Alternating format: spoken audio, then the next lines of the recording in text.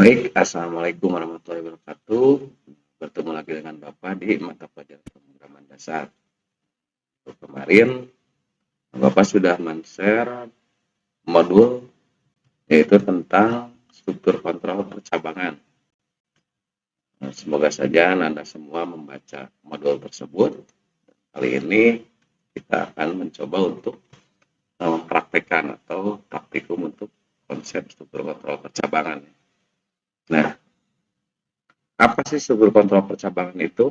Oke, jadi di dalam bahasa pemrograman terkadang si program itu akan melakukan sebuah loncatan perintah berdasarkan kondisi tertentu. Jadi tidak selamanya program itu berjalan secara beruntut, ya.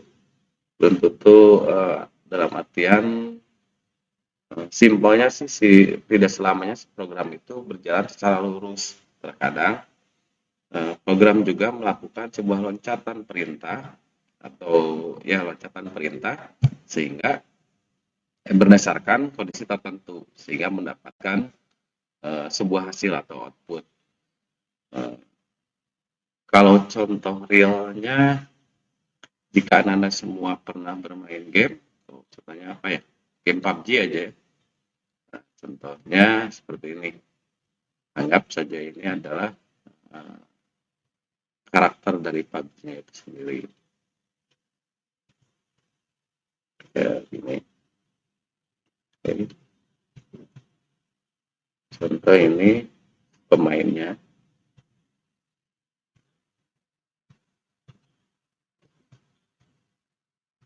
Oke. Nah, biasanya kan kalau di game PUBG itu ada darah. Nah, darah ini yang menentukan hidup mati dari si playernya. Nah, di darahnya itu biasanya kan kalau jika darahnya itu full atau masih penuh, anggap saja darahnya itu 100%. Nah, jika darahnya itu full, maka akan berwarna biru.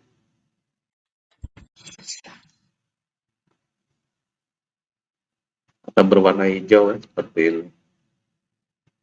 Bentar.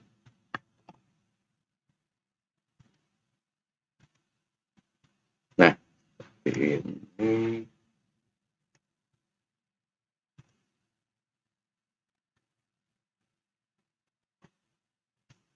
Nah, biasanya kan berwarna hijau atau biru ya. Ini kalau 100%.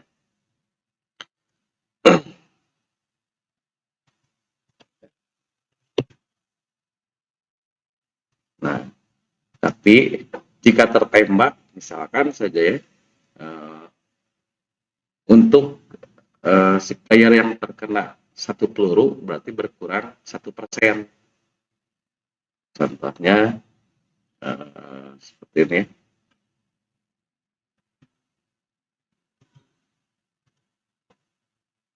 Si darahnya itu akan berkurang 1%.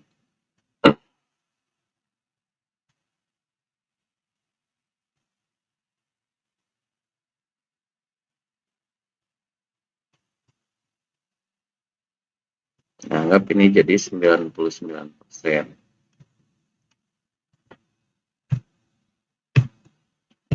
Tadinya 100%, dikarenakan tertembak ini si ininya ya, si playernya, maka akan berkurang menjadi 99% karena tertembak satu peluru. Nah, biasanya kan kalau di PUBG itu jika darahnya itu setengah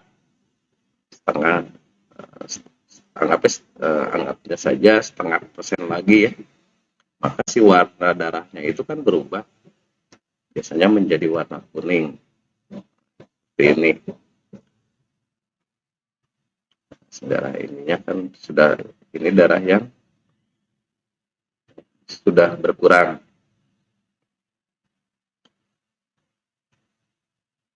Anggap seperti ini. Nah, ini anggap saja 50%. Darahnya itu tinggal 50%. 50%. Nah, berarti supply-nya itu tertembak sebanyak 50 peluru. Karena kan tadi di awal ketentuannya itu jika tertembak 1 peluru maka berkurang 1%. Nah, ini kan anggap saja ini setengahnya, warnanya berubah menjadi kuning, dan darahnya itu dalam posisi 50%. Nah, terus jika berkurang lagi, tertembak lagi misalkan 80% tembaknya atau 80 peluru yang menembak ke si playernya, maka akan berkurang lagi menjadi 20%. Nah, si warnanya itu berubah lagi karena 20%, jadi warnanya itu jadi warna merah.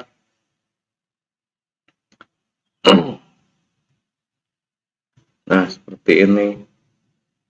Oke, nanti Bapak masukin dulu yang banyak nih. Ini posisi yang berkurangnya. Yang tidak berwarna itu berarti posisi darah yang sudah habisnya di sini nih. Berarti ini 80% sudah hilang, sisanya itu 20%. Nah, seperti ini. Sampai akhirnya habis ya. Habis berarti putih semua, tidak ada warna lagi. Nah, untuk menentukan warna dari darah si playernya itu sendiri, maka kita bisa menggunakan seluruh kontrol percabangan. Jadi jika 100%, darahnya akan berwarna hijau. Tapi ketika si playernya terkena 50 peluru, maka si darahnya itu kan otomatis 50%. Nah, warna darahnya juga berubah menjadi kuning. Dan yang kondisi terakhir, jika darahnya itu kurang dari 30%, di warna darahnya itu akan berwarna merah. Nah, hal tersebut atau pewarnaan dari darah si player tersebut itu kita bisa menggunakan struktur kontrol percabangan. Kita akan pelajari di struktur kontrol percabangan di sini, di modul yang sudah Anda semua download di minggu kemarin ya. Nah, untuk struktur kontrol percabangan sendiri, jika Anda membacanya, jadi intinya di struktur kontrol percabangan itu terdapat dua buah operan atau dua buah nilai. Untuk operator yang digunakannya sendiri biasanya menggunakan operator perbandingan ya, bisa menggunakan operator perbandingan ataupun operator logika. Silakan Anda baca lagi modulnya. Nah, di sini Bapak akan langsung mempraktekkan dari struktur kontrol percabangan ya. Untuk kali ini Bapak hanya akan membahas tentang struktur kontrol percabangan sederhana. Jadi ada 3 ya untuk struktur kontrol percabangan di Turbo Pascal tuh. Pertama itu struktur kontrol percabangan sederhana dengan statement yang digunakan yaitu if. Terus ada juga struktur kontrol bertingkat yang menggunakan statementnya itu if else, untuk yang bertingkat ya. Bertingkat menggunakan statementnya itu if else, dan yang ini tuh masuk ke masih di sederhana ya. Sederhana dengan dua output. Jadi kalau yang pertama itu struktur kontrol percabangan sederhana dengan statement if untuk satu output atau satu keluaran. Nah, untuk yang keduanya, yang B-nya yang menggunakan statement if else itu struktur kontrol sederhana dengan dua output. Dan untuk yang ketiganya, materi ketiga yaitu struktur kontrol percampuran bertingkat menggunakan statementnya itu if else, serta sebenarnya ada satu lagi yang ini struktur kontrol percampuran bersarang atau nested if. Untuk bersarang sendiri kebalikan dari struktur kontrol percampuran bertingkat. Oke, untuk struktur kontrol percampuran sederhana, Anda bisa lihat statement if digunakan untuk menyeleksi sebuah kondisi bernilai benar atau salah. Format seperti ini ya. Nah, ini untuk formatnya. Jadi di statement if atau yang percampuran sederhana biasanya hanya akan menghasilkan satu output dan hanya terdapat satu kondisi. Nah, itu disebutnya struktur kontrol percampuran sederhana. Nah, terus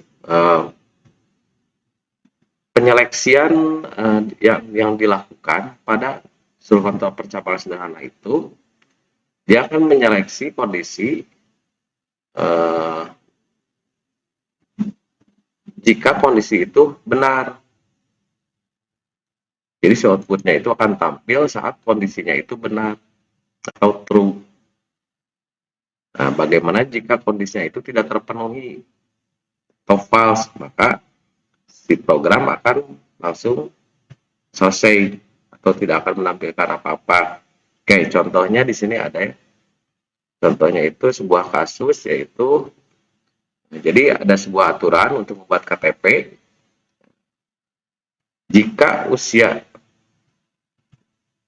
pemohon KTP-nya itu 17 tahun, maka wajib membuat KTP. Nah, ada hal yang penting untuk untuk mengetahui mana sih kondisi, mana input, mana output dari sebuah soal kasus. Nah, Anda tinggal lihat saja seperti ini. Nah, di sini kan si soalnya itu kalau Anda baca sebuah aturan membuat KTP adalah sebagai berikut. Nah, jika usia 17 tahun, jika usia ini bisa kita jadikan input. Karena kan nanti parameter dari kondisinya itu usia. Nah, yang 17 tahun ini bisa digunakan sebagai kondisi. Dan untuk outputnya sendiri yaitu membuat KTP. Seperti ini. Jadi, kita analisis dulu soalnya di sini. Jadi di sini tuh inputannya itu berarti usia. Apa sih usia yang akan dimasukkan? Contohnya jika kita memasukkan usianya itu di sini kita buat dulu ya. Membuat KTP. Nah, di sini usianya itu pertama kita masukkan itu 16 tahun. Sedangkan kan kondisinya itu untuk kondisi itu jika usia 17 tahun.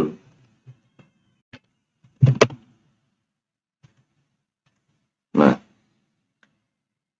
jika kita memasukkan atau menginputkan usianya itu 16 tahun dengan kondisi jika usia 17 tahun akan membuat KTP, ini kan jika usia 17 tahun maka wajib membuat KTP, maka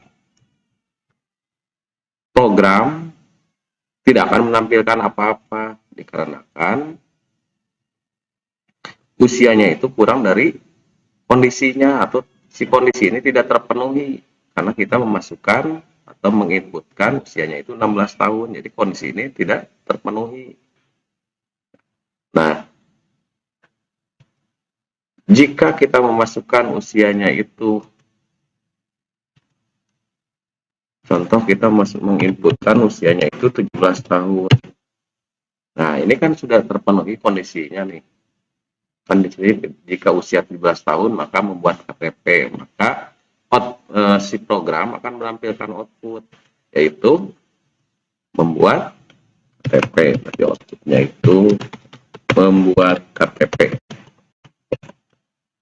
Nah, proses ini disebutnya itu yaitu struktur kontrol percabangan. Jadi si programnya itu dia nantinya akan menyeleksi kondisi serta memilih perintah mana yang akan dieksekusi.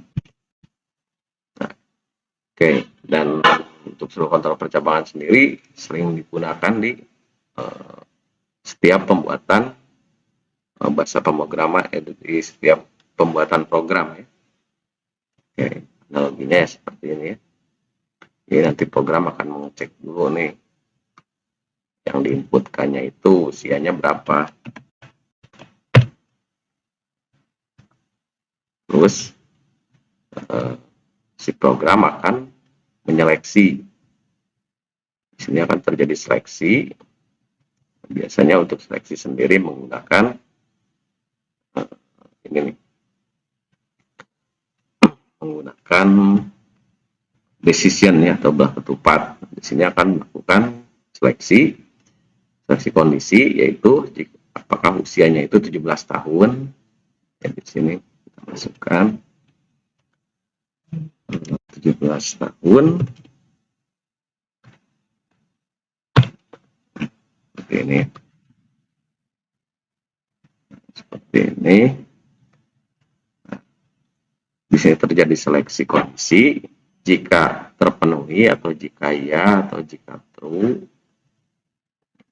Contohnya di sini jika true, okay. Atau di sini aja ya. Di sininya jika true atau benar.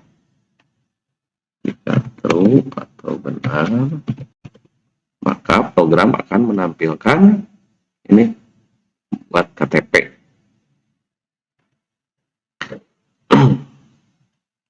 Program akan menampilkan membuat KTP. Langsung saja menampilkan membuat outputnya itu membuat KTP. Nah, jika tidak, bagaimana jika tidak? Karena di sini kita menggunakan struktur kontrol percabangan sederhana. Jadi jika tidak terpenuhi atau jika di sininya false ya, false, nah atau tidak,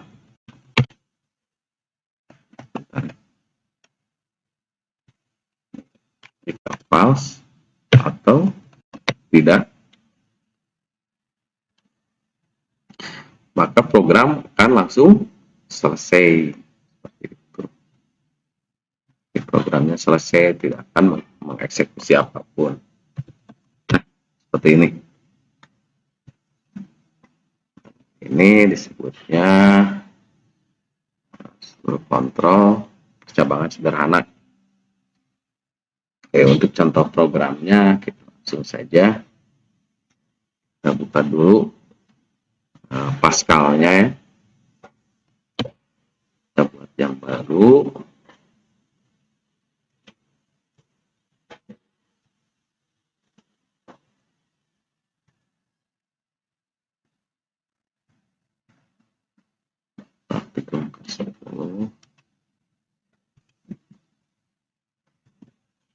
Oke, seperti biasa kita buat dulu judulnya itu sederhana. Ini oke. Jadi kan di sini kita sudah punya untuk inputannya itu usia. Untuk kondisinya nanti yang 17 tahun atau jika usia 17 tahun, dan untuk outputnya yaitu membuat KTP. Nah, kita buat dulu untuk buat variabel ya untuk inputan. Variabel untuk inputan dan outputnya. Oke, inputnya itu usia. dengan tipe data integer. Karena kan biasanya usia itu menggunakan bilangan bulan. Dan keduanya untuk keterangan. Keterangan ini, variabel keterangan ini nanti fungsinya untuk yang ini nih, output membuat KTP. Kita gunakan string. Karena ini berbentuk sebuah kalimat ya. Oke, setelah ini seperti biasa kita buat dulu judulnya Python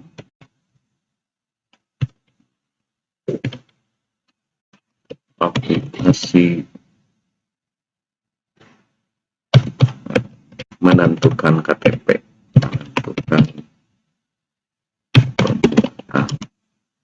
Pengajuan KTP aja.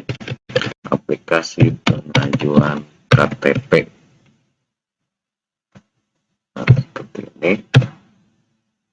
Kita lanjutkan lagi untuk pembuatan inputnya. Buat inputnya, contohnya misalnya input usia pemohon KTP.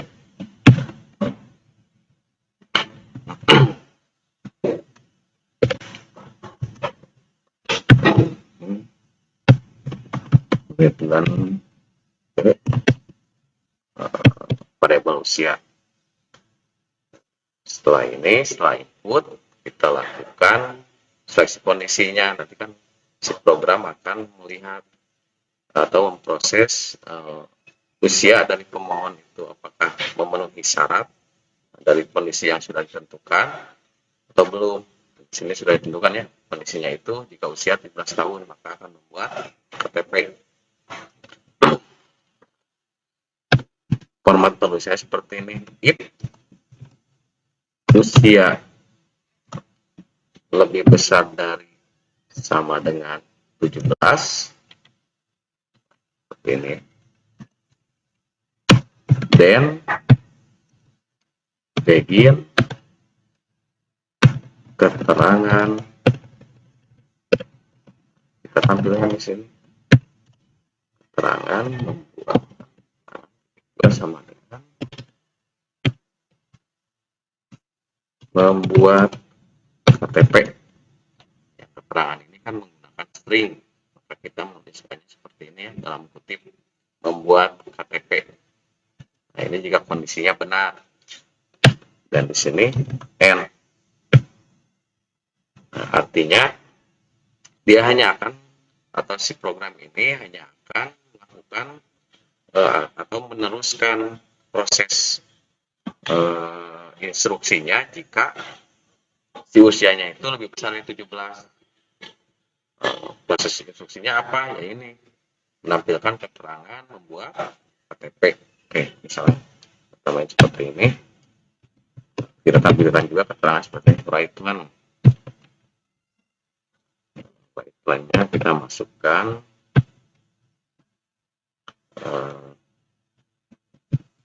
permohonan diterima, koma, masukkan variabel keterangan seperti ini. Kita coba saja langsung. Nah,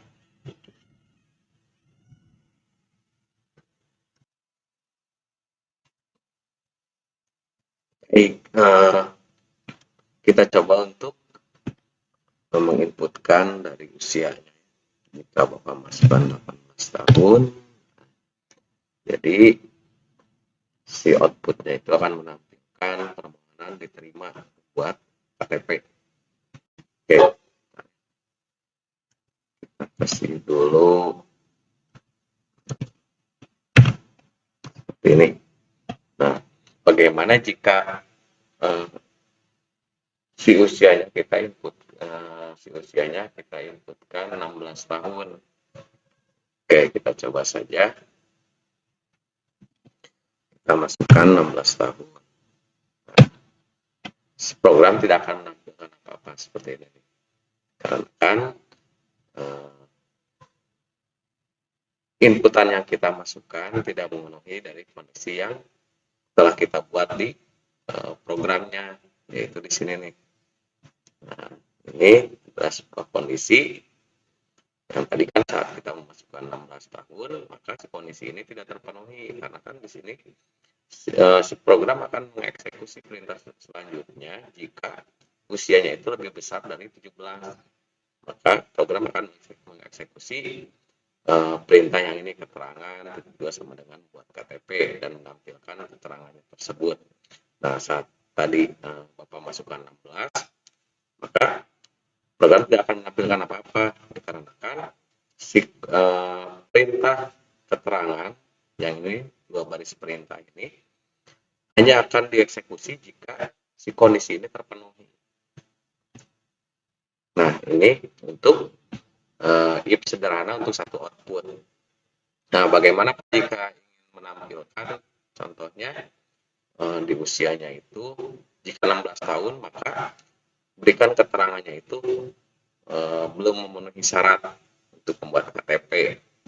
Nah, untuk logikanya yang hampir sama seperti ini, yang tadinya ini selesai, nanti kita akan buat menjadi sebuah output lagi namanya output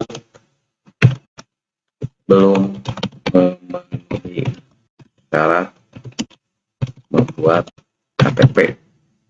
Nah, seperti ini. Jadi si selesainya itu nanti di akhir. Seperti ini. Jadi jika true, program akan menampilkan output membuat KTP. Nah, jika false-nya itu nanti outputnya juga keluar, tapi dengan keterangannya itu belum memenuhi syarat membuat KTP. Nah, ini juga termasuk dalam if sederhana ya, dengan dua output. Jadi if satu kondisi atau if sederhana dengan dua output. Kita coba saja langsung, jadi tinggal kita tambahkan di bawah. Setelah N, kita tambahkan else, begin, keterangan, sama dengan belum memenuhi syarat.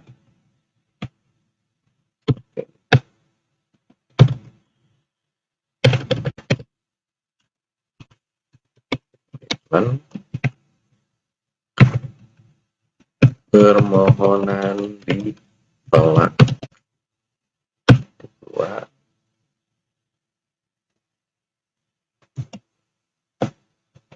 koma kegelapan.